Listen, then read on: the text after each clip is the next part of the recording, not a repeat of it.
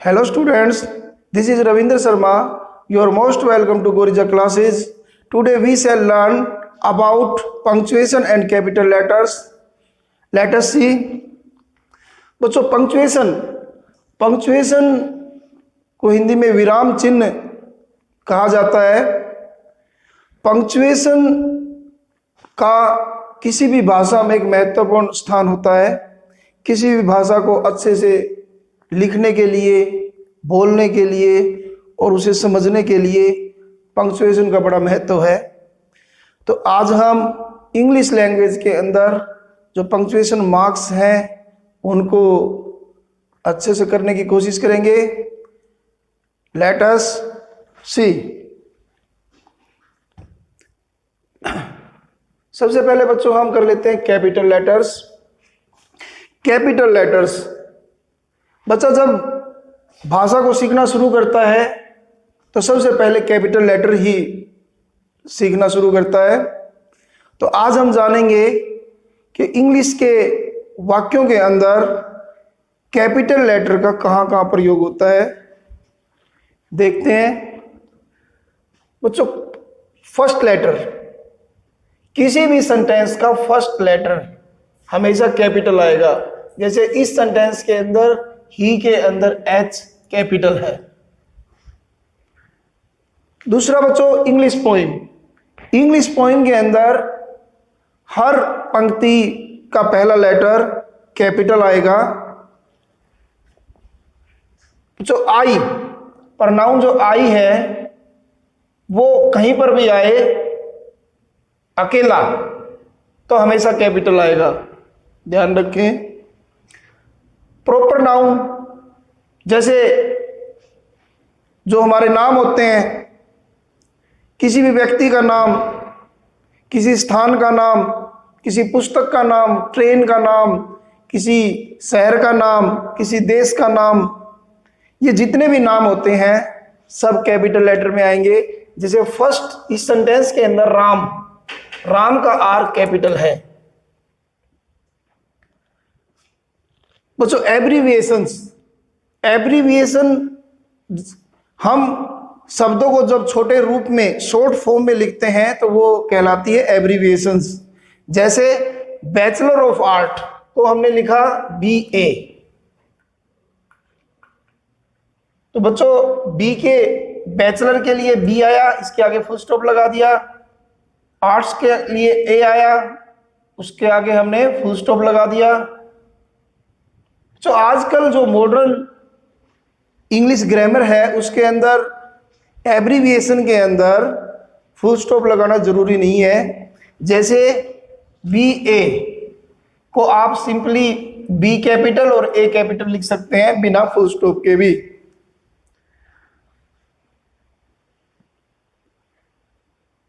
बच्चों गॉड, ईश्वर,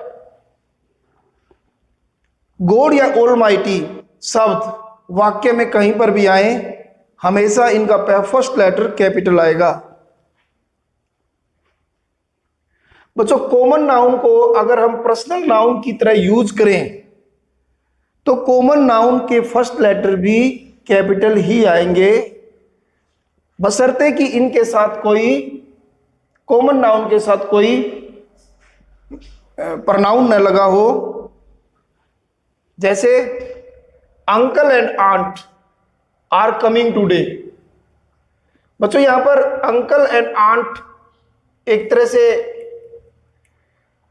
उनके नामों के स्थान पर आए हैं, इसलिए आप अंकल का U और आंट का A कैपिटल लिख सकते हैं। नेक्स्ट बढ़ते हैं बच्चों, फुल स्टॉप को देखते हैं। फुल स्टॉप ऐसे डॉट होता है। फुल स्टॉप का प्रयोग कहाँ होता है देखते हैं। सबसे पहले तो बच्चों सिंपल जो स्टेटमेंट्स होती हैं, चाहे वो पॉजिटिव हो चाहे वो नेगेटिव हो, दोनों में फुल स्टॉप का प्रयोग होगा। जैसे देख लेते हैं example, my school starts at 8 AM। AM के लास्ट में फुल स्टॉप है। यहां पर बच्चों मैं एक बात और आपको क्लियर करना चाहूंगा। जैसे एब्रीविएशन है आफ्टर मेरिडियन समय के लिए आता है ये, इसको शॉर्ट फॉर्म में AM लिखते हैं। तो बच्चों जैसे इस वाक्य के अंदर लास्ट में एब्रिविएशन की वजह से भी फुल स्टॉप लगा है M के बाद में, और वाक्य का ये अंत भी है, तो यहां पर फुल स्टॉप लगना चाहिए था, तो हमें दोबारा फुल स्टॉप लगाने की जरूरत नहीं है, ये ध्यान रखें। नेक्स्ट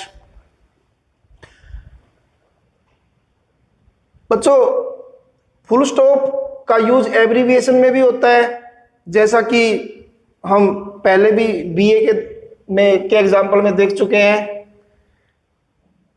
इसमें B के बाद फुल स्टॉप आया है, A के बाद फुल स्टॉप आया है, ये बैचलर ऑफ आर्ट का एब्रिविएशन है। लेकिन आजकल जो मॉडर्न ग्रामर है उसमें फुल स्टॉप लिखने का चलन नहीं है। लेकिन ये ध्यान रखें कि कुछ लैटिन वर्ड्स हैं, जैसे EG, मतलब फॉर एग्जाम्पल के लिए लिखते हैं ये स्मॉल लेटर में, इनके बाद में फुल स्टॉप लिखना है। ये I और E, इसका मतलब दैट इज। एटसेट्रा के लिए ETC लिखते हैं, तो इनमें फुल स्टॉप जरूर आएगा, ये ध्यान रखें। आगे बढ़ते हैं बच्चों, देखते हैं कोमा। कोमा का सिंबल ये है। कोमा का यूज बच्चों जहां पर एक ही तरह के 3 वर्ड्स हों, वहां पर हम पहले 2 वर्ड के बीच में कोमा लगाते हैं। अगर आखिरी के जो तीसरा वर्ड है और सेकंड वर्ड के बीच में एंड है, तो जैसे देखते हैं, एग्जांपल देखते हैं। राम, मोहन, सोहन, करीम एंड जैक। बच्चों इसमें देखो, जो राम के बाद कोमा, मोहन के बाद कोमा, सोहन के बाद कोमा और करीम एंड जैक के बीच में कोमा लगाने की जरूरत नहीं है, क्योंकि कोमा के स्थान पर एंड आ गया है। बच्चों अपोजिशन के रूप में भी कोमा का प्रयोग होता है, जैसे Ravan, the king of Lanka, ये रावण का अपोजिशन है। रावण के बारे में एक्स्ट्रा इंफॉर्मेशन मिल रही है हमें, तो इस चीज को हम कोमों के अंदर रखेंगे। The king of Lanka was killed. Actual में ये जो सेंटेंस है, ये सेंटेंस है Ravan was killed by Rama. तो यहां पर बच्चों हमने एडिशनल जानकारी देने के लिए रावण के बारे में द किंग ऑफ लंका लिखा है, तो उसको कोमों के अंदर ही रखना पड़ेगा। बच्चों यस नो, यस नो में कोई रिप्लाई देने के लिए भी कोमा का यूज होता है, जैसे yes I am agree with you, या फिर नो में होता no I don't agree with you. आगे देखते हैं semicolon.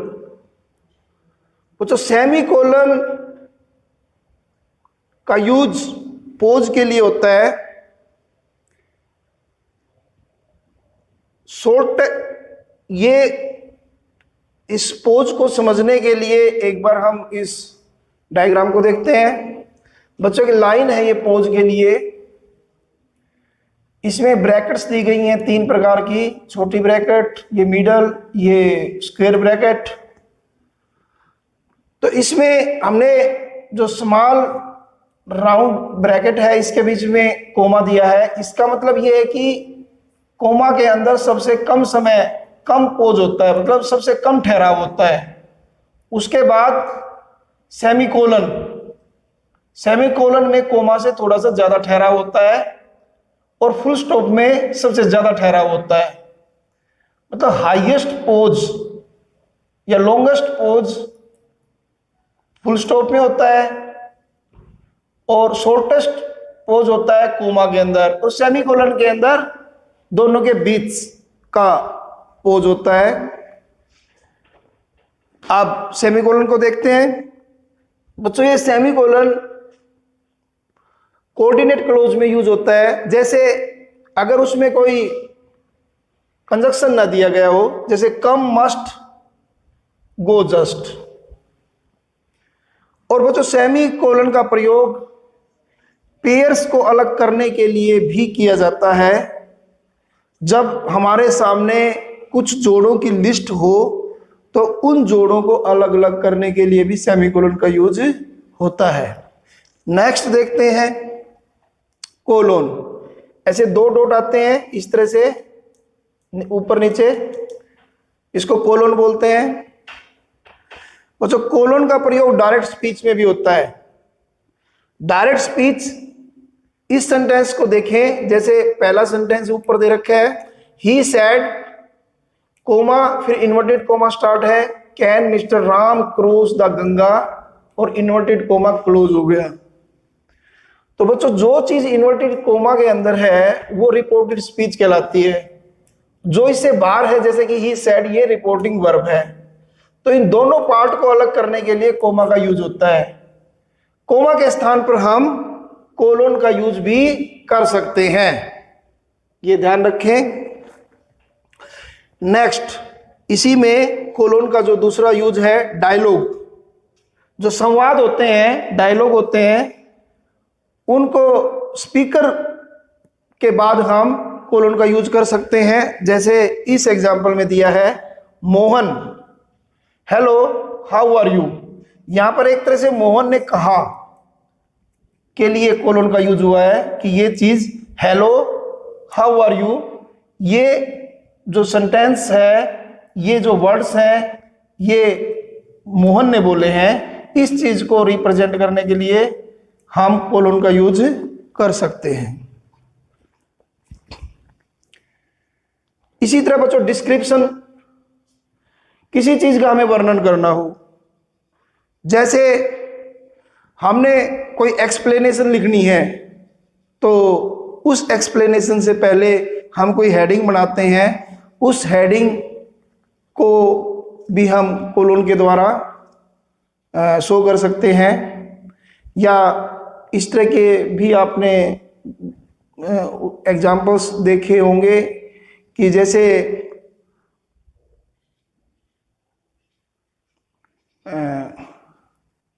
Kindly send the following items, तो आइटम्स के सामने आपने कोलोन का यूज किया और उसके बाद वो चीजें आपने लिख दी जो आपको चाहिए। Next, question mark. Question mark का सिंबल बच्चों ये स्पून जैसा होता है, नीचे डॉट होती है इसके, इसको इंटेरोगेटिव मार्क बोलते हैं। इसका यूज जितने भी क्वेश्चंस होते हैं उनमें किया जाता है। इसको जितने भी क्वेश्चंस हैं उनमें इस मार्क को लगाना ना भूलें, ध्यान रखें। जैसे इस एग्जांपल में दे रखा है, डू यू प्ले क्रिकेट, और लास्ट में ये सिंबल दिया गया है। इससे पता चलता है कि ये क्वेश्चन है। नेक्स्ट बच्चों देखते हैं एक्सक्लेमेशन मार्क। एक्सक्लेमेशन मार्क में इस तरह का निशान होता है, नीचे डॉट होती है, एक लाइन ऐसे वन की तरह दिखता है ये। बच्चों सडन इमोशन, कोई अचानक उठी भावना को प्रदर्शित करने के लिए हम एक्सक्लेमेशन मार्क का यूज करते हैं। या कोई हम विश करते हैं, ईश्वर से प्रार्थना करते हैं, उसमें भी एक्सक्लेमेशन मार्क्स का यूज होता है। जैसे अलास, दुख प्रकट करने के लिए ये वर्ड यूज होता है। खुशी प्रकट करने के लिए जैसे हुर्रे या ओ। जैसे ये सेंटेंस दिया गया है, हाउ फाइन ए डे, मतलब दिन को अच्छा अनुभव करके ऐसी फीलिंग उठी हो, हाउ फाइन ए डे, कितना अच्छा दिन है। या कोई विश करे, मे यू लिव लॉन्ग, भगवान आपकी लंबी आयु करे। तो इसमें बच्चों ये मार्क जो एक्सक्लेमेशन मार्क है ये लगाना ना भूलें इस तरह के वाक्यों में। Next, hyphen. बच्चों हाइफन का यूज कंपाउंड वर्ड्स को शो करने के लिए किया जाता है। जैसे फादर इन लॉ, ये बच्चों 3 वर्ड से मिलके बना हुआ शब्द है, लेकिन ये है एक ही शब्द, इसलिए तीनों शब्दों इनके बीच में हम हाइफन का यूज करेंगे। इस तरह के जितने भी शब्द हैं जो 2 शब्दों से मिलकर बने हैं उनमें हाइफन का यूज होता है। और दूसरा यूज बच्चों, वर्ड को कंप्लीट करने के लिए, जैसे कभी कभी ऐसा भी होता है कि आप कोई लाइन लिख रहे हैं और उस लाइन के अंत में आपका वर्ड लंबा है और वो आपके पेज में आ नहीं रहा है, तो आप हाइफन का यूज करके उसे नीचे कंप्लीट कर सकते हैं। इसके अलावा जैसे इस तरह के बच्चों कुछ जैसे 25 है, तो आपको इसको लिखना है वर्डिंग में 25, तो 20 और 5 के बीच में आप हाइफन लगा सकते हैं। इसमें गैप नहीं होता, ये ध्यान रखें, इसमें ज़्यादा स्पेस नहीं होता, दोनों वर्ड से जुड़ा हुआ ही होता है लगभग। जैसे 1/3, तो 1 और 3rd के बीच में हाइफन का यूज कर सकते हैं। नेक्स्ट बढ़ते हैं, डैश। बच्चों डैश और हाइफन एक जैसे ही हैं, लेकिन इनमें डिफरेंस है। सबसे पहले तो सिंबल में डिफरेंस देखते हैं। हाइफन के अंदर बच्चों 2 वर्ड के बीच में हाइफन जब लिखा जाता है, लगाया जाता है ये मार्क, तो उसमें स्पेस ज़्यादा नहीं होता, लेकिन डैश में स्पेस होता है। ये ध्यान रखें, इसके आगे और पीछे स्पेस रहेगा। तो एक तो बच्चों एक कोलोन की जगह यूज हो सकता है। डैश को हम कोलोन के स्थान पर यूज कर सकते हैं। जैसे यहाँ मोहन है, तो आप मोहन के जो कोलोन यूज किया है, यहां पर आप डैश का यूज कर सकते हैं। बच्चों कभी कभी गड़बड़ हो जाती है, जैसे एक वाक्य देखते हैं, उनमें भी उस गड़बड़ को शो करने के लिए हम हाइफन डैश का यूज करते हैं। जैसे you have admitted that you cheated, you have admitted that you cheated मी, तुमने स्वीकार किया था कि तुमने मुझे धोखा दिया था। अब जैसे जो स्पीकर है उसको अचानक कुछ बात याद आ गई और उसने ये डैश लगाकर, जैसे how can I trust you again, जैसे वो अपने आप से ही बोल रहा है या उसको ही बोल रहा है, मैं फिर दोबारा आप पर कैसे ट्रस्ट कर सकता हूं। तो इस चीज को, गड़बड़ी को, जो वाक्य चला हुआ था उसको, गड़बड़ी को शो करने के लिए भी आप आगे कुछ करना नहीं चाह रहे, जो शुरू किया था उसको शो करने के लिए आप इस डैश का प्रयोग करेंगे। बच्चों जैसे हमने आपको बताया था कि कोलोन की जगह भी यूज हो सकता है, या फिर कोई जैसे कोई बुक है या किसी राइटर के कहे हुए कोई शब्द हैं, उनके लिए भी डैश का यूज हो सकता है। जैसे Subhash Chandra Bose said, give me blood I will give you freedom. तो बच्चों ये सेड के बाद में डैश लगा सकते हैं। हालांकि इसके लिए कोमा और कोलोन लगाने का भी रिवाज है। बच्चों हम देखते हैं एपोस्ट्रोफी। एपोस्ट्रोफी भी एक तरह का कोमा ही है। यह जैसे कांट है, NOT के बीच में ऊपर आता है। ये कैन नोट की आप इसको शॉर्ट फॉर्म बोल सकते हो।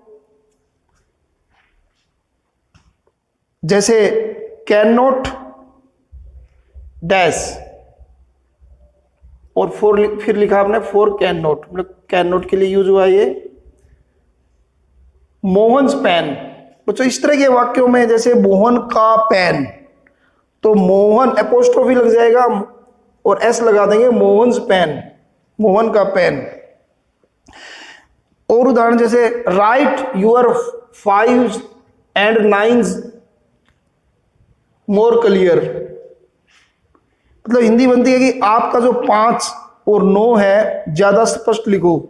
जैसे लिखने में 5 और 9 सही नहीं है, आपने जो भी पैसेज लिखा है या कोई कार्य किया है उसमें 5 और 9 की जो कंस्ट्रक्शन है वो सही नहीं है, तो 5 जितने भी 5 हैं 9 ऐसे लिखेंगे एपोस्ट्रोफी लगा के। बच्चों आगे देखते हैं।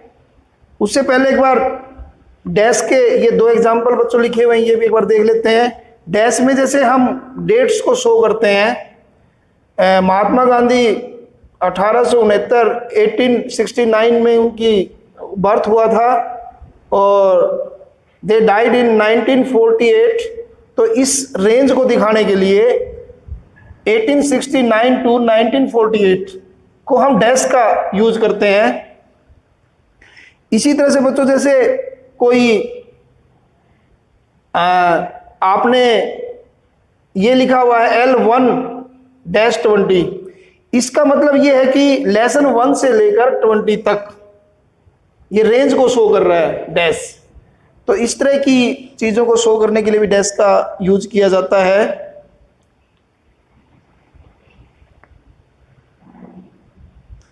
आगे बढ़ते हैं बच्चों। Inverted coma.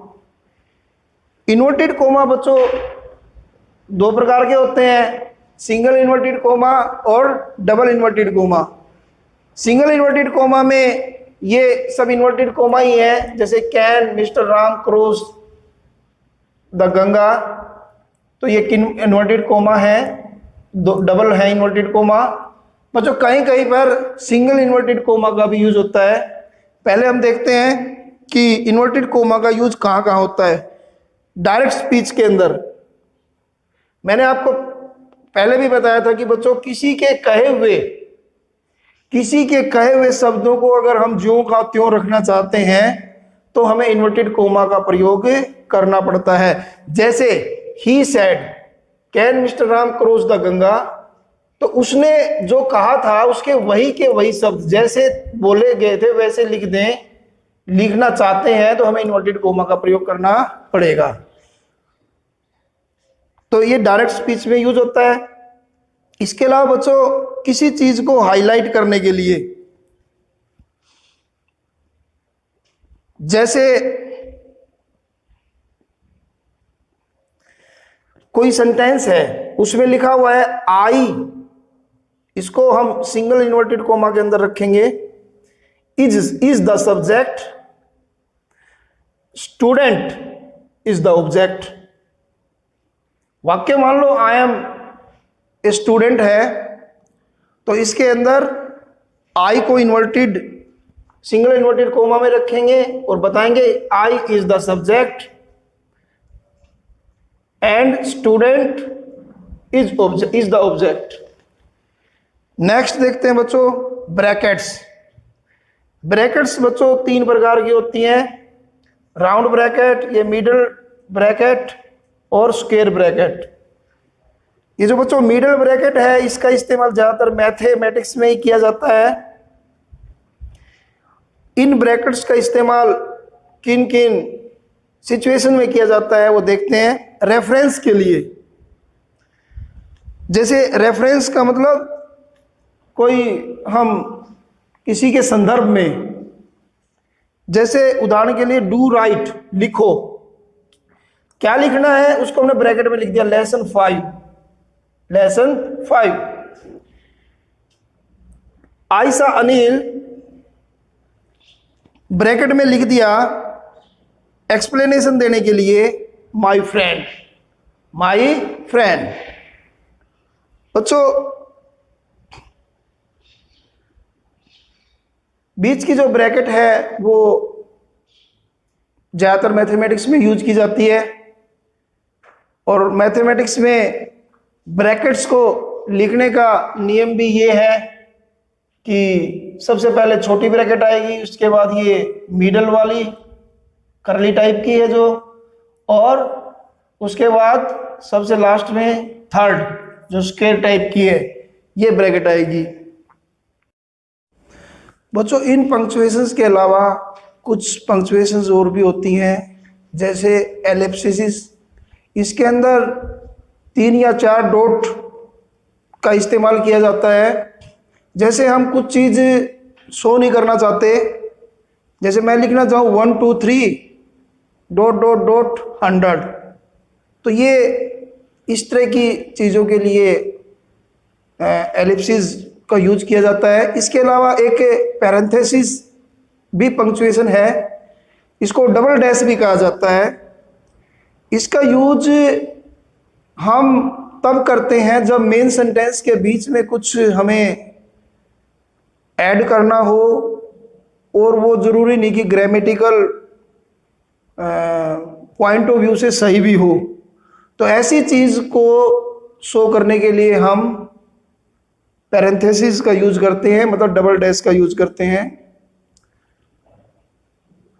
Students, we have done almost all punctuations. I think, I hope you must have understood very well. Thank you. Take care. See you in next video. Goodbye.